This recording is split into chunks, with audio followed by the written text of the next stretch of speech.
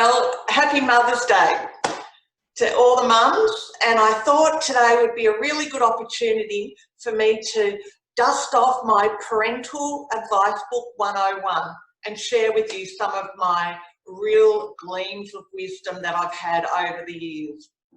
So firstly, all that stuff you got for your baby shower, all that stuff you bought off eBay, go ahead and return it. You don't need it. All you need are nappy wipes, nappies, and coffee. It's called being a minimalist. And if you can't figure out how everyone knows you've just had your first baby when you go out in public, it's because you have 3 nappy bags, a change table, a portable cot, and a coffee balanced on the top of the pram. It's called being prepared. Very important. Never ever post any photos of your toddler sitting in their car seat unless you are absolutely confident you have mastered that 5-prong harness to perfection. People are watching. It's called being the safety police. If your first child drops food on the floor, don't let them eat it ever. For the second child, the 5-second rule applies. The third child, the 25-second rule applies. The fourth child, put the food directly on the floor. It's called building immunity. And lastly, it's not a good idea to ring the head office of the cruise company to ensure your newlywed son and daughter-in-law will be looked after properly and taken care of on their honeymoon. It's called being protective. Well, overprotective. True story. Ask me later. So, with all this amazing parental advice, there would be no excuse to be a less than perfect parent, right? In fact, I'm sure every mum would agree we have got this parenting thing down to a fine art, and it really is a piece of cake. Except it's not. I get a bit nostalgic when I look back at old photos, and at times I do feel a sense of grief and guilt at how I parented as a mum. It's easy for me to remember areas I failed, I didn't measure up, I made mistakes, and I wish I could do it over again. Erase what was past and write a new chapter for my kids. Knowing what I know now, I'm sure I'd be a better mum, a better wife, a better person. Not long ago, I got a text from my kids that said, "Mum, thank you for the great childhood you gave us." And that meant the world to me. It meant in the midst of mistakes, I did do something right. The pressure of being the right parent today is compounded more with the amazing use of technology and social media available to us. At least when I parented, I did so in a measure of privacy. Today, it seems we parent in a fishbowl. And I think in part this has contributed to parenting being so hard. We have become incredibly tough on ourselves to be perfect, to get it right, to hit the same high notes as everyone else. And I think COVID-19 has increased our feelings of failure as our lives are scrutinised as never before. Never before have we invited social media to be such a public presence in our lives. Social media is great. It's fantastic that we can sit here and do this. It's fantastic that we have mums groups, home groups, activity groups, and the collaborative sharing of ourselves has opened a platform not only for learning new ideas, but for building friendships. But it's also heightened our failures and our inadequacies, and probably more so in the area of our parenting. Theodore Roosevelt said, "Comparison is the thief of joy." And I wonder if a lot of our failure and our guilt in parenting stems from comparing how we measure up against everyone else. I was actually incredibly grateful that I did most of my parenting in the privacy of the jungles of PNG. I was terrified about parenting a Schroder child. There had been a standard. There was a bar that had been set. In fact, I am sure you have all heard the folklore, met the legend, maybe even basked in his magnificence. If ever there was a child held to near perfection, if ever there was a child to be compared to, it was Michael. True. Apparently, as the story goes, the day after he was born, he was walking, talking, toilet trained, sleeping through the night and making coffee. It is the truth. So right off the bat, I'm starting out with a capital F for failure. How glad I am Facebook wasn't around to capture all those moments and highlight my parenting skills where I fell short. But we compare, don't we? And in doing so, it robs us of joy. Joy in what we have, joy in who our children are, joy in the life God has given us. We feel a failure when we see posts of perfectly tidy houses and perfectly cooked dinners, while we struggle to get the washing folded and the baked beans heated. We feel a failure when we see posts of replicas of Notre Dame created out of toilet rolls, while our craft activity looks like something on a compost heap. We feel a failure when we see posts of children smashing milestones out of the park, while ours are struggling with crying, toileting, learning new skills. We feel a failure when we see posts of perfectly groomed mums in their twin sets and pearls while we're running around the house in our pyjamas and Ugg boots.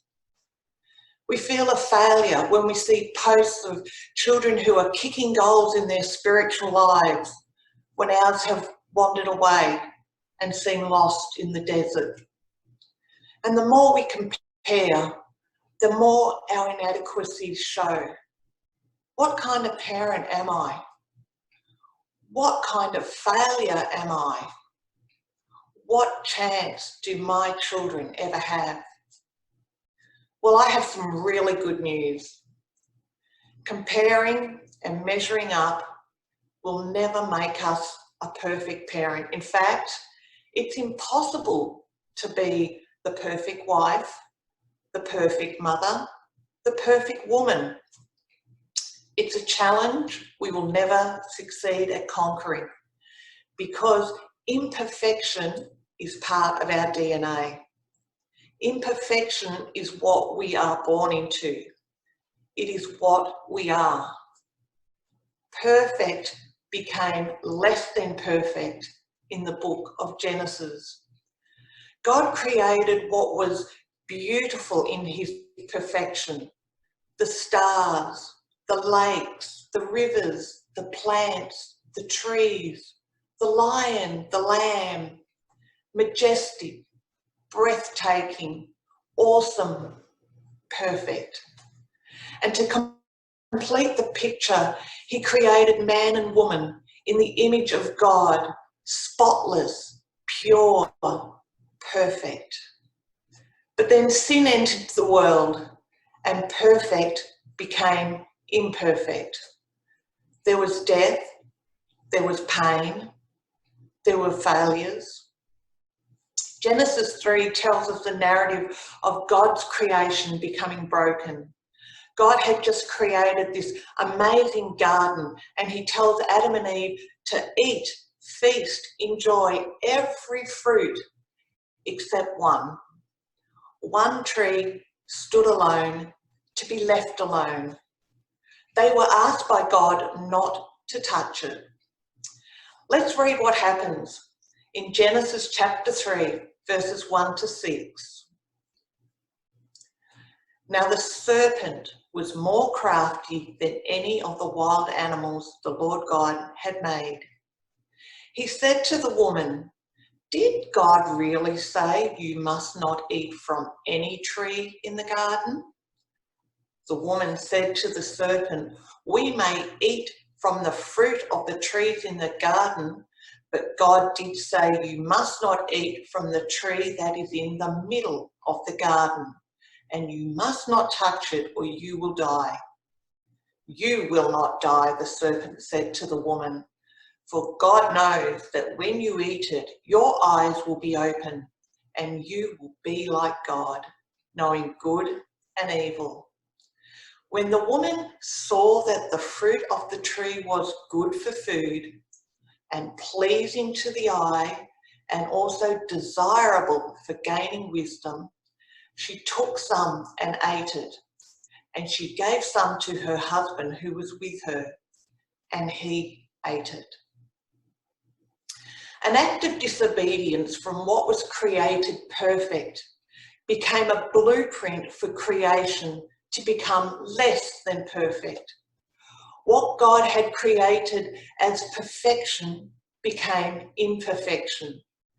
And we as women, as wives, as mothers, will always be less than perfect because that is what we have been born into.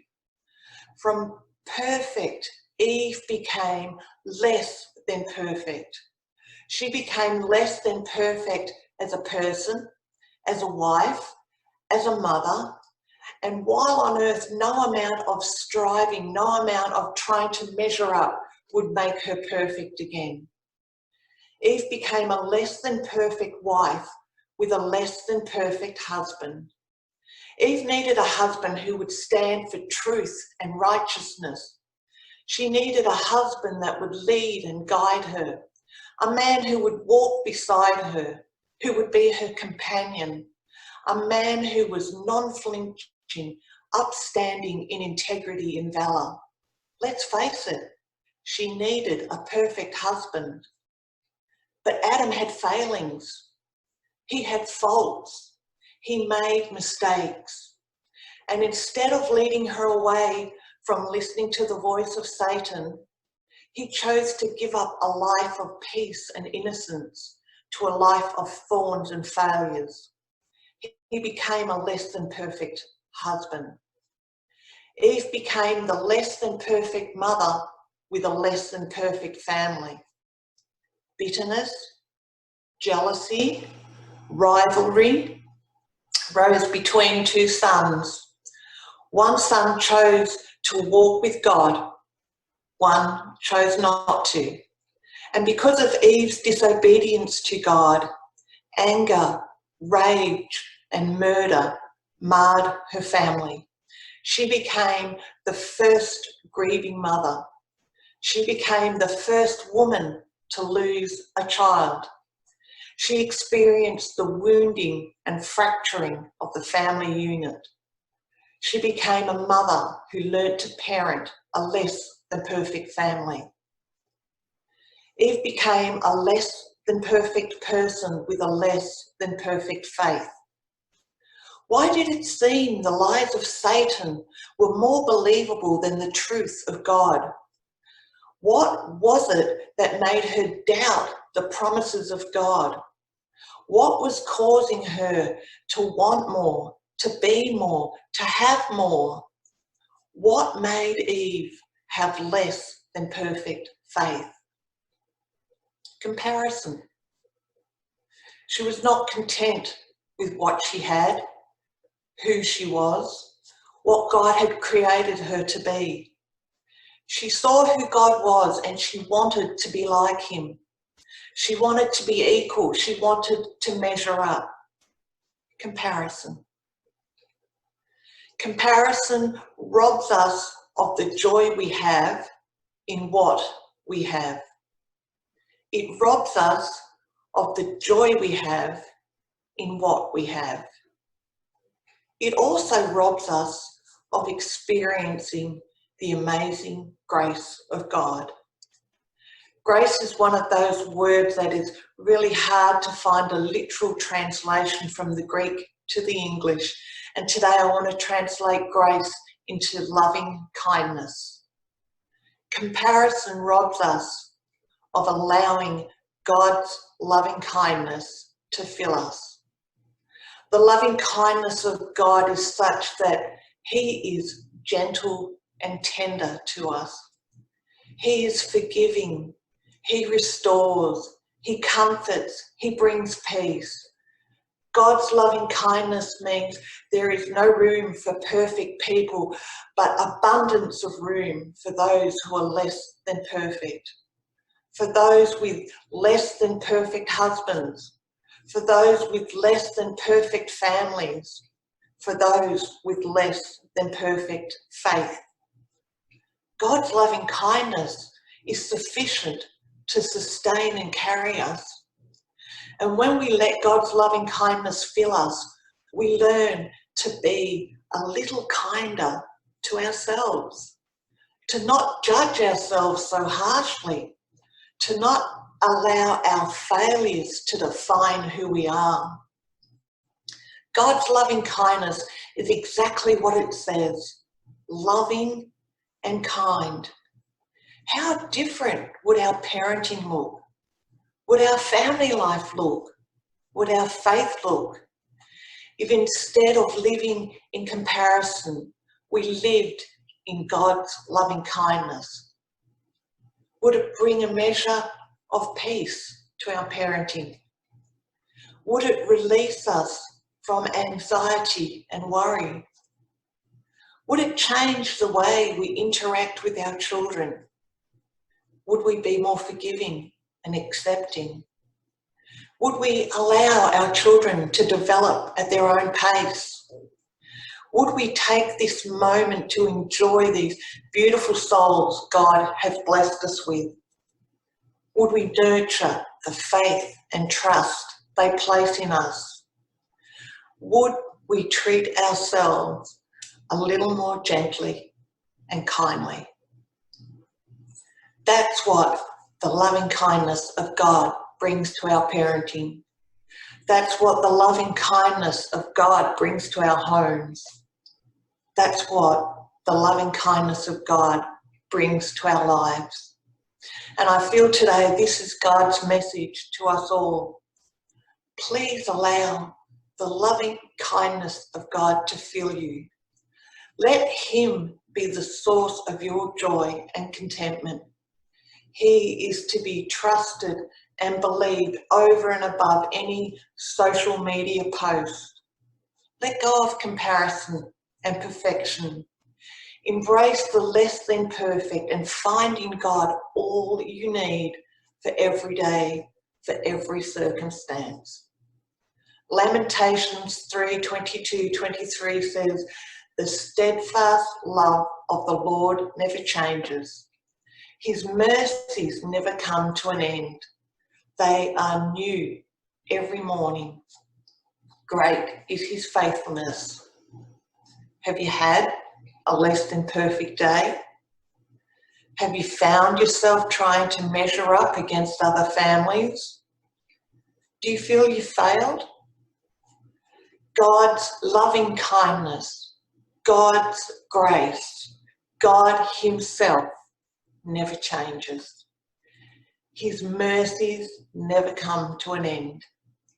Each day we get an opportunity to allow His perfectness fill the imperfect in us. And He is faithful in giving strength and wisdom to navigate these times. Even though we live in a less than perfect world, even though we live less than perfect life, we are loved by perfection. We are loved by God Himself. God bless you. Have a great day. Enjoy every moment. Thank you to all the mums out there. You're doing a fantastic job.